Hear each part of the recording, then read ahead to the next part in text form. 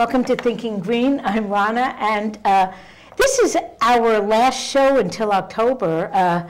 We always take the summer off because it's a lot better to be outdoors when we can. So I'm really happy that tonight's show is about something that is going on all summer, the farmers market in New London. And I'm joined by Cindy Barry, who was on a few months ago talking about New London Fields of Green's farmers market.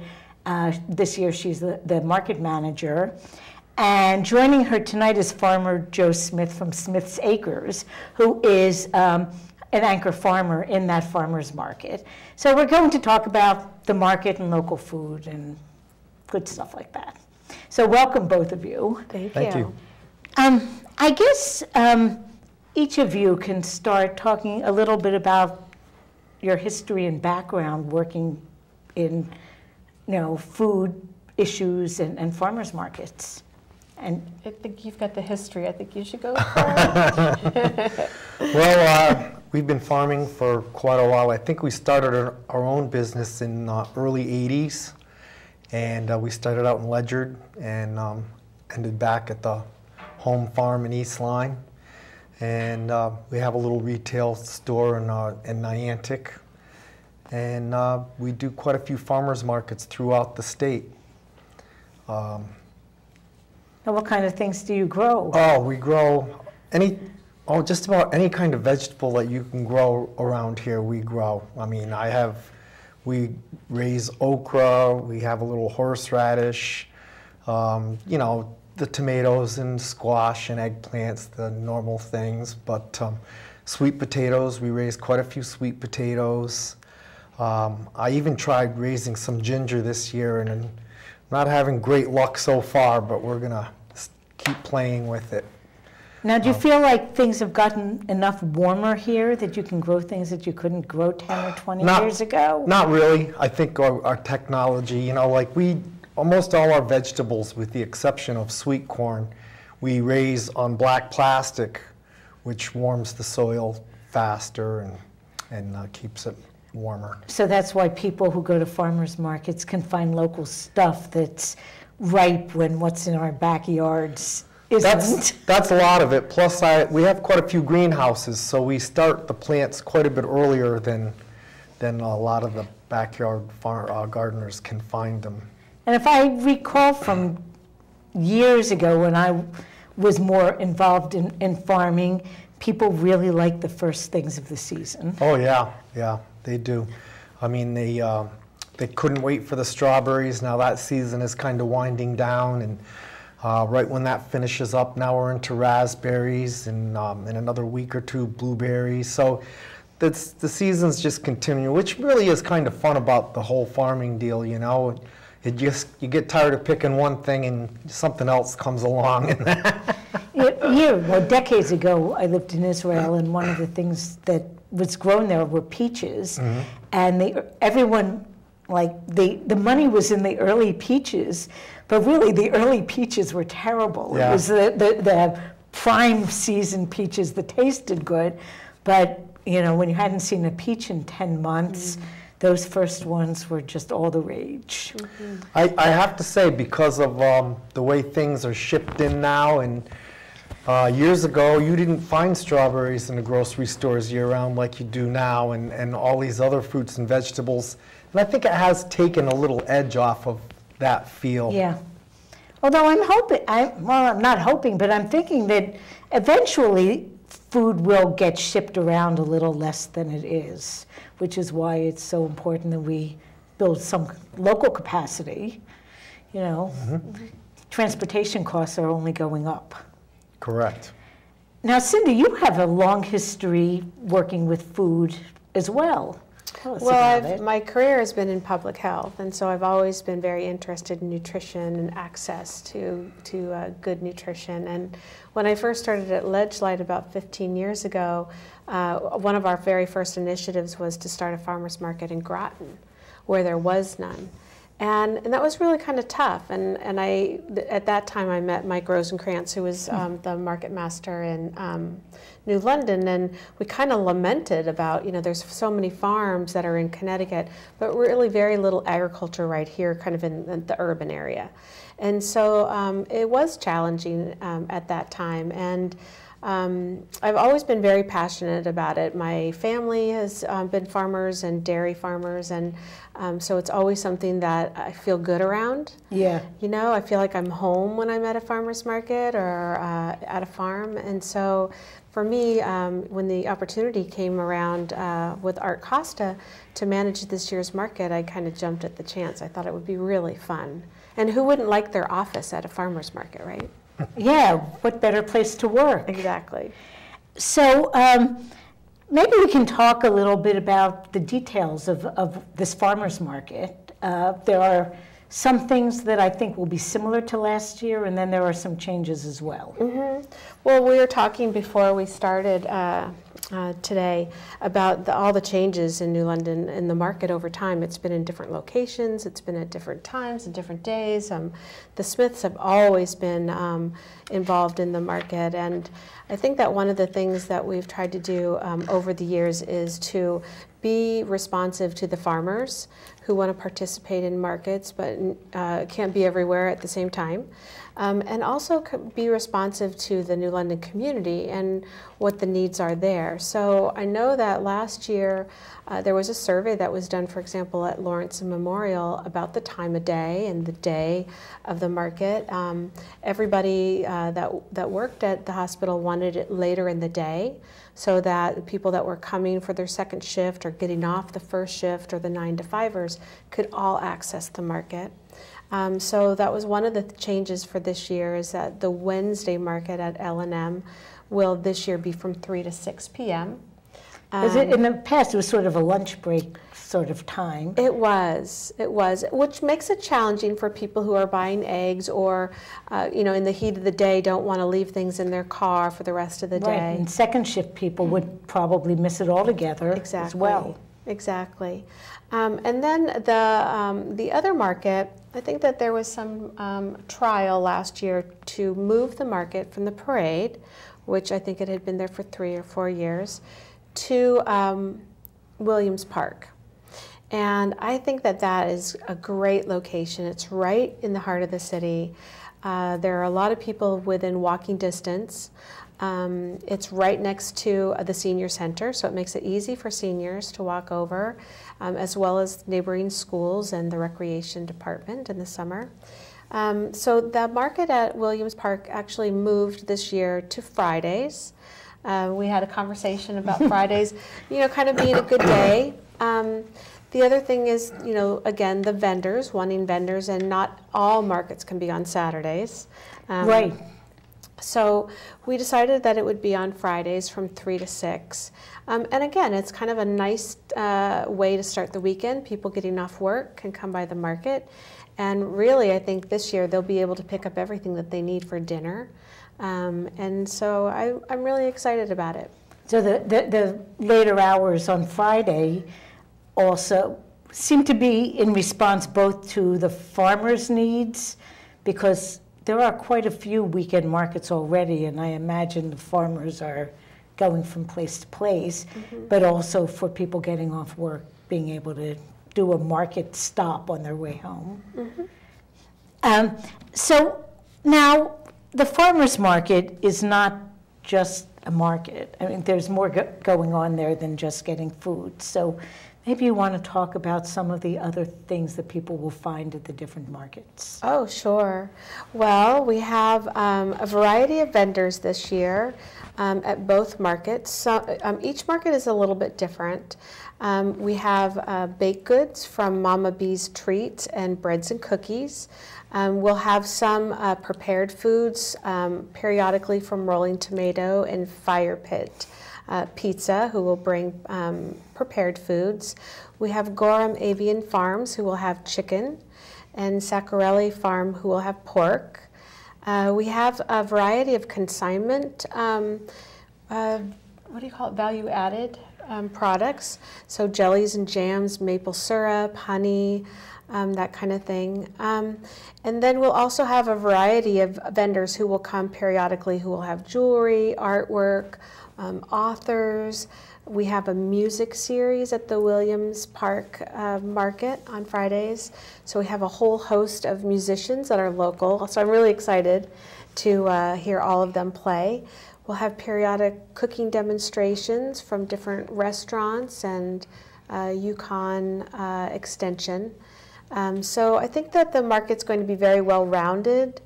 We'll also have nutrition information, recipes, information for kids, that kind of thing.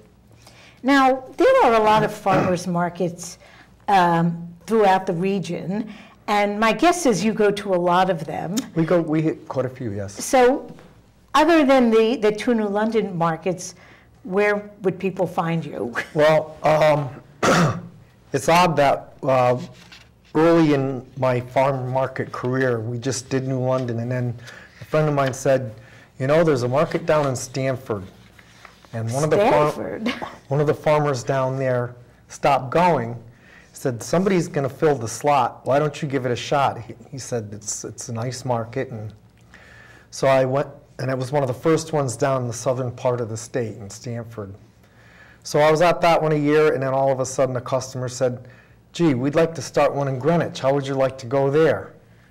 So I ended up in Greenwich, and then somebody in Greenwich said, gee, we'd like to get one in Darien. How would you like to go there? Oh, my goodness. So over half of my markets are down that part of the state. But we do the New London one.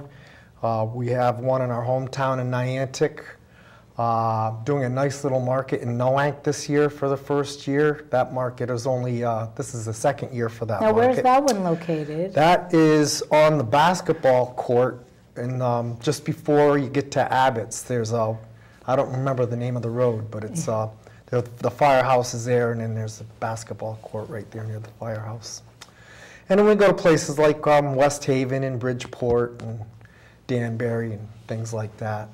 So all from one end of the coastline to the other, pretty much practically. the other. I don't get into the western part of the state. I don't get up Hartford Way very much or any of that area. It's mostly on the coastal areas. Yeah.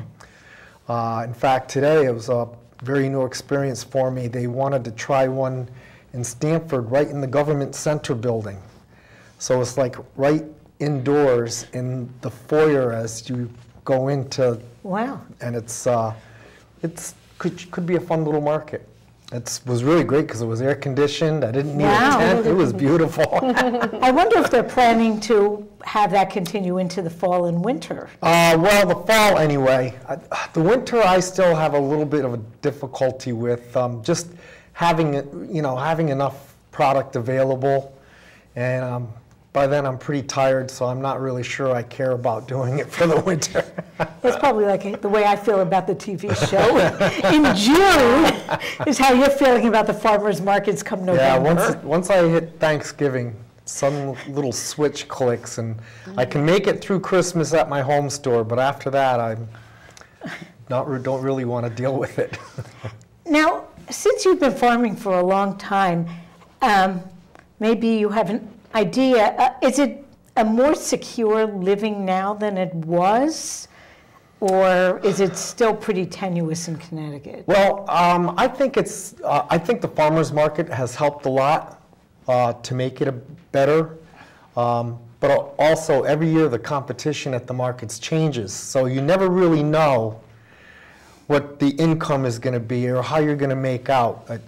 So that part is still a little sketchy. But as far as in general, I think the farmers markets have really, I think it's opened up the enlightened the community a little bit about how good food, fresh food is. And it's just an educational thing that I think has come around pretty well. Well, I think the competition from the point of view of the farmers markets is also a factor. There are farmers markets in pretty much every coastline town. I'm thinking, Mystic, Groton, New London, Waterford, East Lyme, Old Lyme. Yeah, we have 18 farmers markets this year in New London County. It's a lot of markets. Yeah. It's a lot. And that, yes, that's that's competition within the markets, which is it's fine, you know, but it's just makes it a little different. You don't really know, oh, gee, I'm gonna, you know, be able to buy a tractor this year at the end of the season or something. Yeah, but I imagine for the farmers too, it's like just, you need to have time and staff to farm Right. and not just to be on the marketing end. Right. I think that's one of the things when I called local farmers about participating, I think that's one of the things that I heard the most was that it takes time away from my farm, or I don't have the staff in order to, you know, to do both. So I think that that is a challenge. It is. Now, one of the ways I know the New London market has dealt with that, you mentioned the consignment part of it. So maybe talk about how that works. Sure. Well, we work with Sugar Maple Farms to bring honey and maple syrup and other things like barbecue sauces and that kind of thing. And then also the herb basket to bring all kinds of pickles and raspberry and strawberry jams and jellies. And that kind of thing. So I think that that adds to the market. But again, these are small local farms or vendors who also can't be everywhere at the same time. And their products are lovely. And so it gives us an opportunity to support our local businesses without having them to have to be everywhere. Right, So- and providing more variety for the shoppers. Exactly, exactly. So just about, now you mentioned, Cindy, the music, and I did happen to bring the lineup of music if people are interested. Now the first market is July 10th, right? Right. Friday one, July 8th for the first L&M one. Right. So not this week, but next week we'll start seeing a market in New London. Yeah. And I don't know anything about Chad. Joe's going to teach me everything he knows, right? Oh, yeah. I know some of these musicians, but I don't know all of them. Yeah, So, we have a really great variety of singer-songwriters and some folk and some a little bit more contemporary. Our first artist is Chad Hobart, and he's a great young singer-songwriter in his early 20s, just breaking out. People may have seen him at Perks and Corks or some of the other local venues. I know that he's at the Buckley House every once in a while. They have open mic. So Chad will be our first artist, and we have Ben Freyert. Connie Howard is a realtor in town, and she's also a beautiful pianist, singer. She'll be there actually on July 24th. Hugh Birdsall, I think you probably know. Yeah. Hugh, everybody knows Hugh and Craig Edwards. Jeff Kaufman is one of my all-time favorites. He's going to be doing all kinds of folk songs, and he'll be actually there coincidentally on August 28th, which we're doing Senior Day at the market. Oh. So we'll have a variety of things going on that hopefully will appeal to seniors that day, and he'll be there. Deborah Lynn Alt is, again, another beautiful singer, guitar player. Many people may have seen her.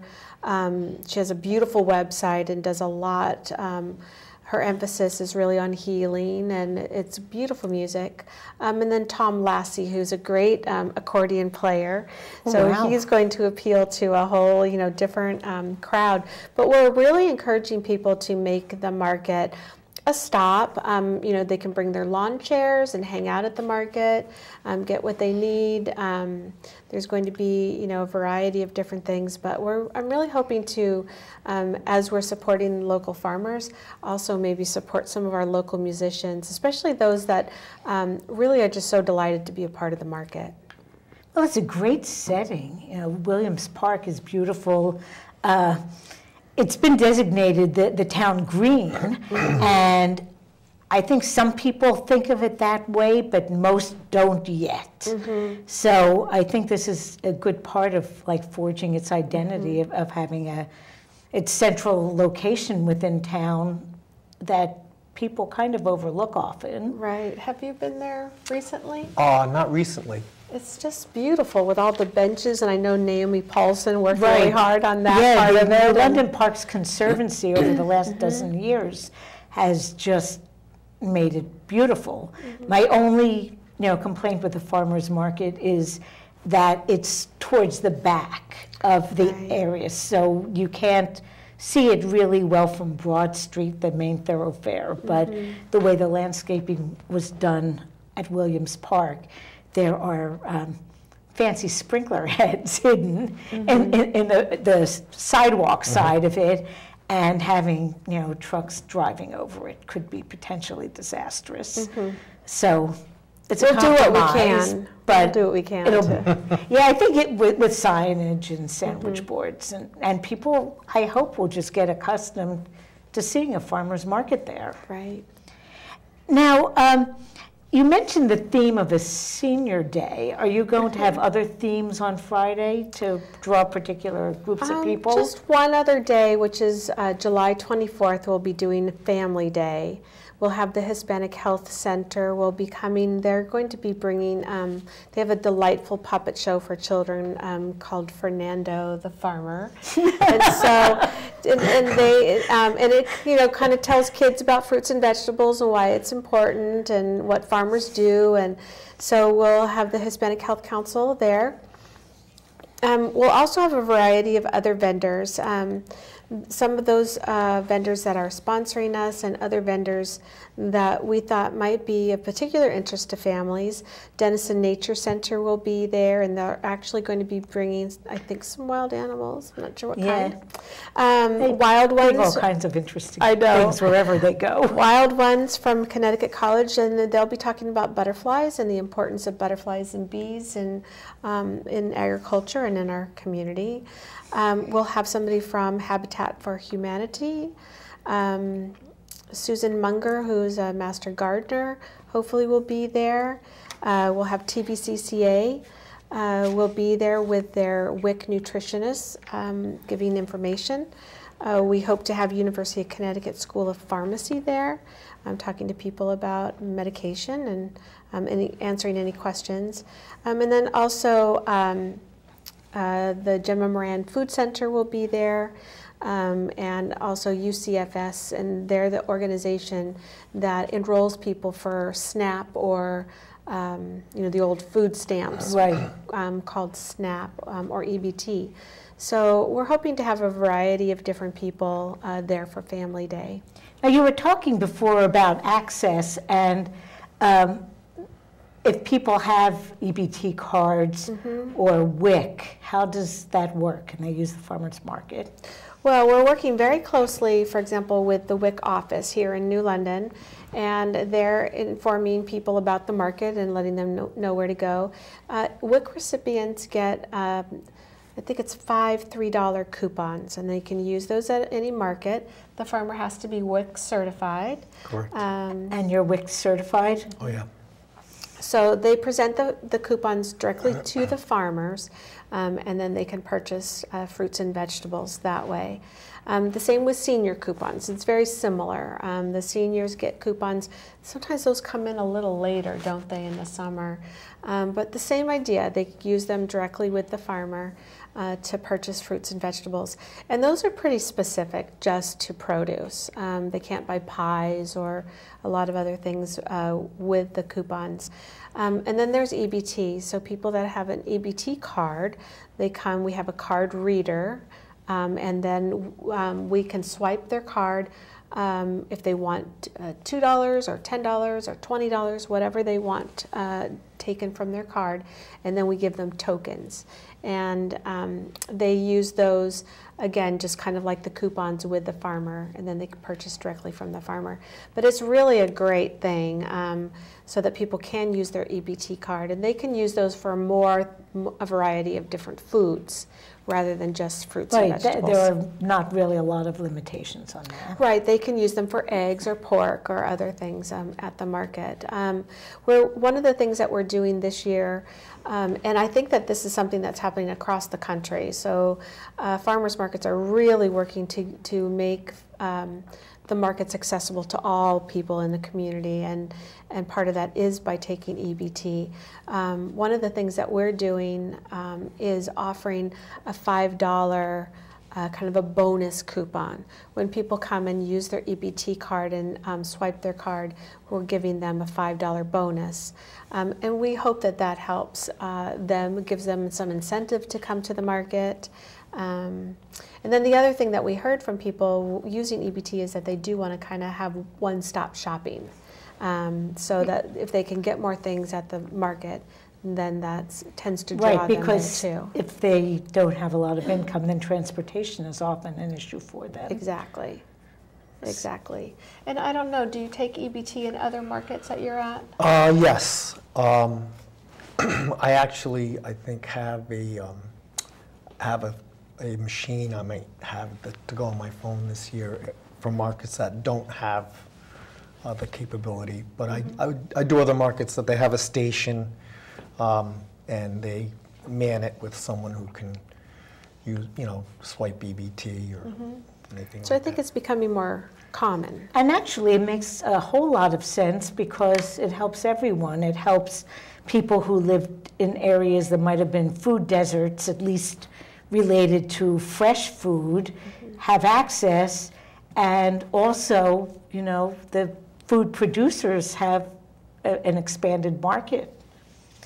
So, but the other thing I wanted to mention, because people buy fresh food when it's local, you're buying it in season. And so what do you do with the food that's so cheap and good at certain times of the year, and you crave it for more months than that? So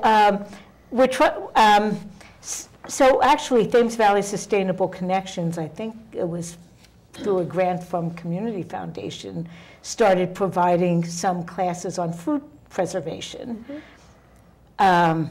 Liz Larson Spur has been coordinating it this year, and they did something about soups and cheese making and salad dressing in spring when like the grocery stores and the food co-ops and the winter markets had root vegetables. But now it's starting up again with new seasonal stuff. So maybe you can talk about that. Sure. I'm really excited that Liz is doing a variety of different workshops coming up on July 18th from 1 to 3, canning basics raspberry jam. And I mean, I think a lot of us remember when our grandparents or parents made jams and jellies, and I think it's a little bit of a lost art, but people are very, very interested, and all of her programs are completely sold out. So space I know is limited.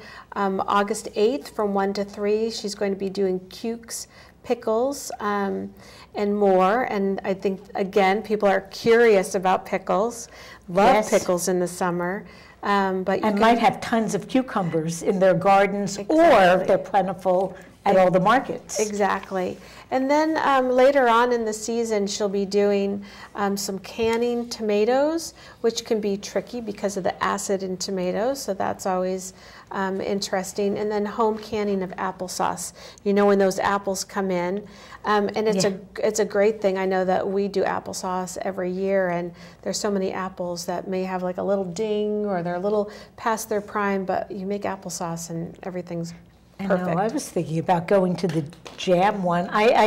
We actually have some gooseberry bushes in our backyard, and this year, for some reason, they are loaded. So we picked, I think, 3 quarts. I didn't pick, but it was picked. 3 quarts were picked for me, but I did the tipping and tailing of them, and I did make gooseberry jam. But I just make a quantity that I can keep in the fridge, and I don't really make it to preserve it through the winter. So, that's something I could use to learn. And this is really one of the, I think, very economical ways, to really extend your season. And we're always telling people to buy what's in season. It's less expensive if you buy in season, and then to preserve it some way, whether you're blanching and freezing, or you're canning or pickling. There's just a lot of ways, and it's just so economical. Yeah, and the quality is never better than when you're at the peak of the season. Now, I think you had mentioned also that Liz Spur was going to be at a farmer's market. think that it's the 8th. I want to say it's the 18th. But she will be at one of the Friday markets, and she will be doing a demonstration on pickling. So that'll be fun. That should be fun, because pickling just seems really fascinating. Mm-hmm. Yeah, one of the other things that we're doing is some cooking demonstrations. And this gives people an opportunity to see everything that comes right from the farm, kind of to the table, and how to get it, from point A to point B. But a lot of people want to try something like eggplant, for example, but they're not quite sure how to fix it or prepare it. So we'll have a variety of different cooking demonstrations. Sea Hund Restaurant will be doing a couple of cooking demonstrations. Sweeties will be there, and they're going to come and they're going to see kind of what Joe has the week before so that they can plan their recipe. And the USDA is really putting an emphasis nationwide to, when doing cooking demonstrations, really show people that, you buy your peppers here, and then this is how you prepare them, and these are the kinds of recipes that you can use. And so we're really going to be placing an emphasis on that. We're going to have Yukon Extension doing some cooking demonstrations as well for us 4 or 5 times this season, as well as St. Joseph's College. They'll be coming down. So I think that it'll be really kind of nice for folks to see, what can you do with some of the local produce that maybe you've never tried before. Now, what are the most unusual fruits and vegetables that you have? Oh, gee. Are there any that people look at and just say, what is it? Well, we raise ground cherries. I don't know if you have the little small husk cherries, tomatoes, but a lot of people, they don't know what to do with those, and so we try to give them a little heads up on that. Yeah, that's something. I must admit, I lived on the West Coast for a while, and my in-laws used to grow ground cherries. Mm-hmm. I don't think I'd have heard of them otherwise. Yeah. And I still don't know what you do with them except pick them and just eat them like a cherry tomato. They make a great jam, a really, really good jam. What's gotten popular over the last few years is the garlic scapes, the tops of the garlic. Yeah. And a lot of people have not had any experience with that, so they quiz you all the time about what to do with those things. Something else that we sell a lot of is squash blossoms, and people that know how to use them just love them and they go right after them, but there's a lot of people that say, you can eat those things, so that's something else that's a little bit unusual. Now, is that like really labor intensive to harvest? The squash blossoms? Yeah. Somewhat, but usually once the plant gets of good size, you can probably just off of one plant pick 7 or 8 at a time. And you just do the male blossoms? Just the male blossoms, yep. And so how would you prepare a squash blossom? Oh, I made them just the other night for a family get-together. I open the blossom up and make sure a bee hasn't stuck in there. Good idea. Although it could be some extra protein. And then I like to cut a nice small piece of a mild cheddar cheese, and I slip it in there, and then I mix an egg, and I roll it in egg and breadcrumbs, or sometimes I'll go half and half breadcrumbs and panko, and just pan fry them in a no-stick pan, medium heat with a little olive oil. One side starts to brown, just flip it, and when the other side's brown, you're ready to go. So maybe people who are watching this show, there will be a run on squash blossoms at the farmer's market. Well, Italian restaurants, I sell quite a few to some Italian restaurants, and they'll make like a tempura batter, and they'll stuff them with any variety of things, and they'll deep fry them, but I'm not quite into that. I don't need to be that crazy. Yeah. They're so good, though. They're so nice and sweet. So what other kinds of things do you grow that people might not have seen? Oh, golly, I can't really think of too many things. But, we do a lot of the regular, tomatoes and corn and things like that. But as far as something really oddball, I mean, people know what we try every once in a while to raise artichokes with limited success. And we do pretty well with okra. We can raise some pretty good okra here.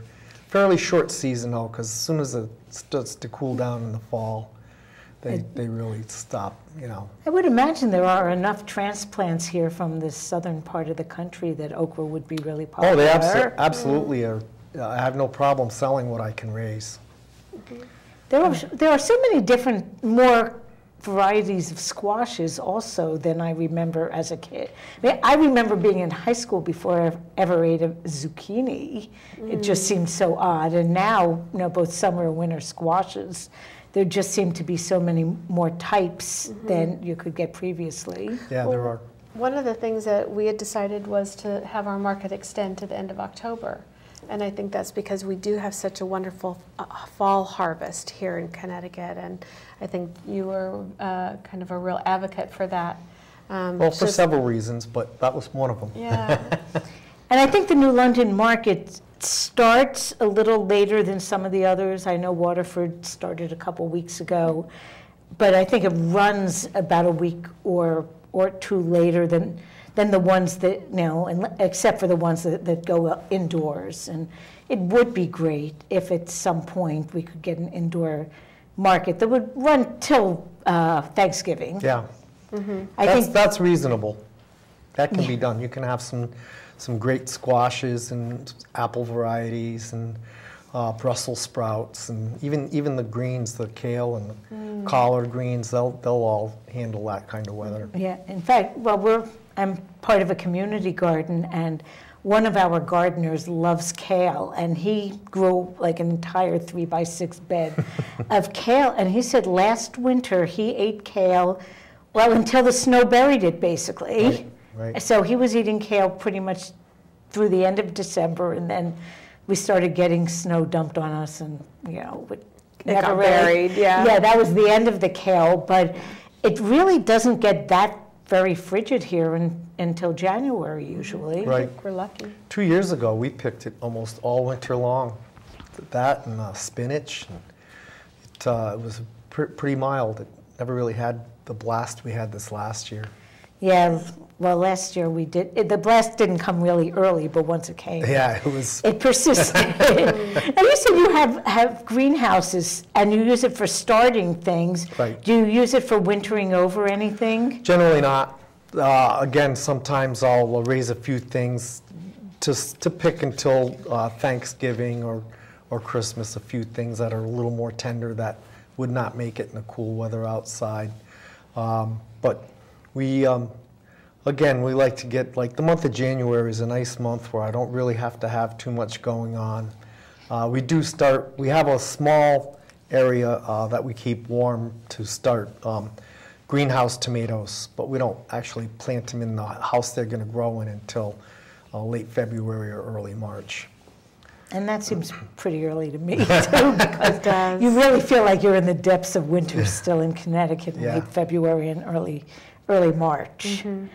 Well, I wanted to talk a little bit just about food in general. And, you know, I think I just read recently that in Congress they passed a law, or they're passing a law that country of origin of meat doesn't have to be marked, labeled. And it seems to me this is like a call to all of us to really buy locally.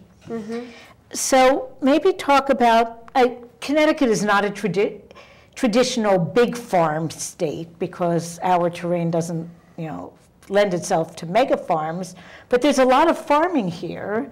So what would we have to do to get most of our food from this region? Well, I think, you know, one of the things that Joe talked about was just extending the season. I think that, you know, kind of more efforts to extend the season, I think, are great. I know that, you know, there are a lot of people who are kind of into hydroponics and other ways of growing foods, but I really feel like it's a demand. And I feel like that, you know, more people now are shopping at farmers markets and they want to know where their food comes from. They want the freshness that Farm Fresh and, you know, just picked that day or the day before can bring them. So I think that the demand is changing. I think there's a shift in our country where people want to be better consumers. They want to know where their food is coming from. They want to support local farmers. They know that the economy depends on how they spend their money. So I think that, I don't know, what is your experience? Because that's kind of how I hear it. They definitely, I mean, they even want to meet the farmer, and they want to build like a relationship with you, and I think that there is a real awareness as to where the produce is coming from and how far away it's been shipped and things like that. They certainly are up for the freshness part of it. Mm-hmm. And I think people do, you mentioned the relationship, they kind of want to be able to see the farm if they want to. Right. And I know part of the problem, I think maybe 5 years ago, I went to a meeting about local food, and one of the challenges that farmers had was they couldn't count on a certain amount of market for their food, mm-hmm. so they never knew how much to plant because they didn't want it to be wasted. So are there things in place now to help get over that hump? Well, not for me. And you know what else is an issue? Just fighting the weather. You could plant 100 plants of one thing this year, and you could have plenty for the whole season. You could plant the same 100 the next year and wished you'd planted 200 more because the production just wasn't there. And it's weather related, and so it's a real tough thing. And like I said, you don't know where you're going to be with your competition from year to year. So I guess what I try to do is, if I have anything a little bit extra, I try to go to pizza shops and restaurants and stuff like that and see if they're interested in any of the product that I have. Now, have you ever participated in any kind of farm to institutional use, farm to hospital, school? We're working on that a little bit, but I have not yet, no. Now, Sydney, do you see that there's potential in that? Because you look at the big food system.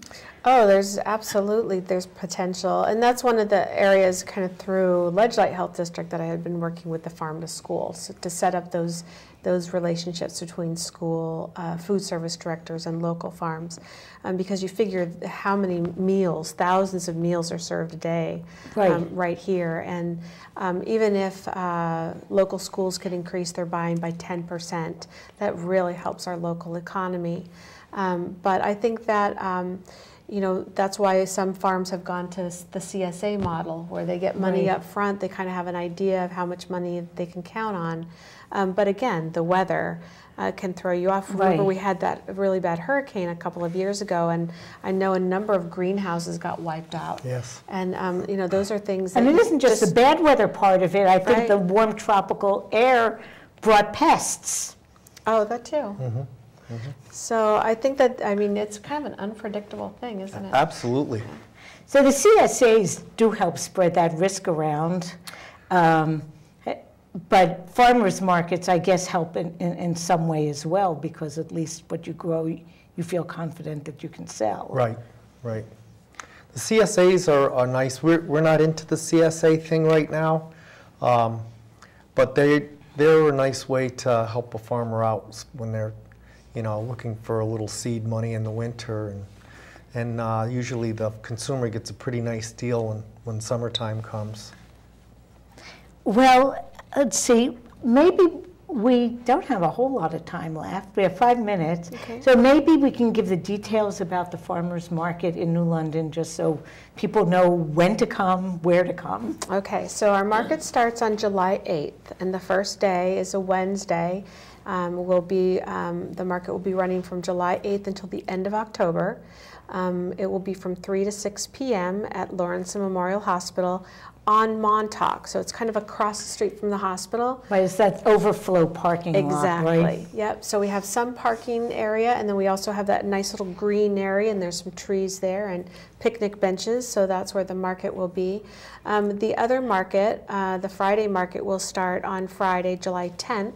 And that, again, will be from 3 to 6, and will be at Williams Park. So we can start your Sale Fest weekend Exactly. picking up farm fresh food. There you go.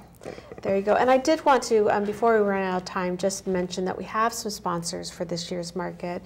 Thames Valley Sustainable Connections, as you know, but also L&M. Espressiones is a new sponsor this year. They're going to be helping us with some art supplies and have really helped us to get the word out to the Latino community by helping us translate all of our messaging. And then we also have Next Step Living, who will be at all the markets to help people talk about their energy needs and how to be better consumers of energy. So we're really lucky to have some great sponsors and want to thank them. The other thing that I wanted to mention was that we'll be working with the Kiwanis for Family Day. Kids can bring their bicycles to be fixed. Oh, excellent. Bike New London will be there. They'll be fixing bikes. We'll be handing out free bicycle helmets. And we're hoping that Bike New London will even do a ride. So for people that want to do a ride around the neighborhoods surrounding Williams Park. And that's a really nice neighborhood to ride through. It is, yeah. So we're really thankful that they're going to be with us. A lot of old, nice houses. Yes. Well, that sounds great. Thank you so much to both of you for coming. We'll see, you in person in the market, and your produce, if not you in person at the market. Yeah, I think I corralled my daughter into taking care of that market for me. Isn't it wonderful to have kids to transfer that off to? So thank you so much for coming on, and we'll see you in the market. And before we close, I have a couple of announcements that didn't get onto our community calendar that I didn't want to miss. This Thursday, July 2nd, there's going to be a community service in remembrance of the Emanuel 9, and it will be held in Norwich at the David Ruggles Freedom Courtyard in front of Norwich City Hall, 5:30 on Thursday. And it's sponsored by the Norwich NAACP, the Norwich Area Clergy, and Sankofa Education and Leadership, Inc. And also, then next Thursday, July 9th, there's going to be Writer's Block, Inc. will hold a Summer on the Block open mic. And it's an all ages event that's going to be at the Writer's Block, Inc. building at 12 Masonic Street, New London. So 2 things that we missed on the calendar, but I wanted to get them in. Thank you again to Cindy and to Joe for coming on, and we'll see you in the markets. All right, thanks. Thank you. Thank you.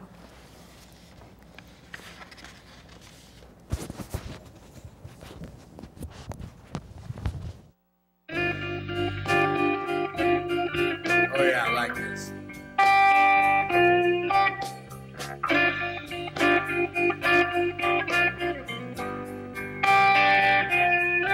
I was raised down at Fort Trumbull, warm friends and family around me.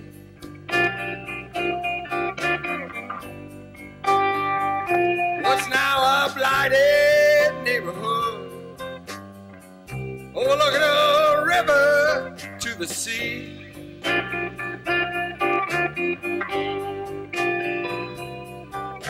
Soon all that'll be left of it will be nothing but them good old memories.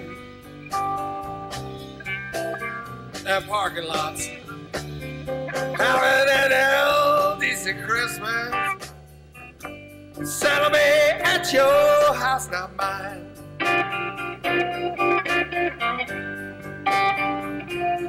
Having an decent Christmas, where I be come Christmas time.